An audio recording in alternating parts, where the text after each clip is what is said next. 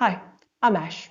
I'm an aspiring writer. I've recently overcome my decade-long struggle with OCD and other anxiety disorders. I know how difficult it is and I hope I can help.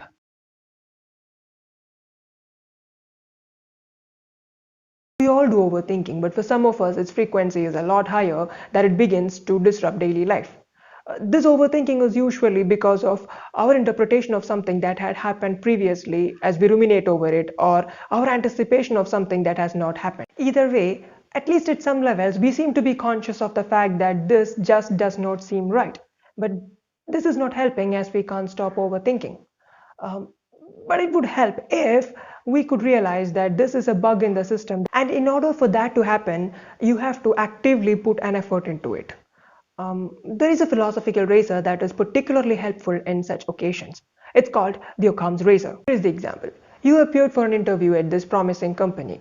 You did particularly well, but now you realize that the interviewer is a friend of someone you had harmed in the past. And suddenly you are left with no hope. You want to make it through desperately, but you don't see that happening. Just think, this is a very reputed company. Personal issues like this would not interfere with their hiring process. If you're fit for the job, you'll get the job. It's that simple. But you desperately want this job and you can't stop overthinking. Today it's a job, tomorrow it's something else. Fix the bug. By overthinking, you are actually adding parameters into the story that has nothing to do with the actual event. This complicates the entire scenario, and before you know, you're overthinking.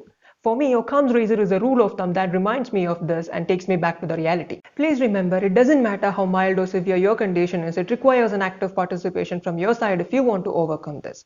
So, next time, before you overcomplicate and worry about the result of something, please try to think of the most likely outcome it can have and what the probability of it is. Oftentimes, that's the outcome that you're looking for, that's the outcome everybody is getting, and that's the outcome that you're gonna get as well. So, just relax.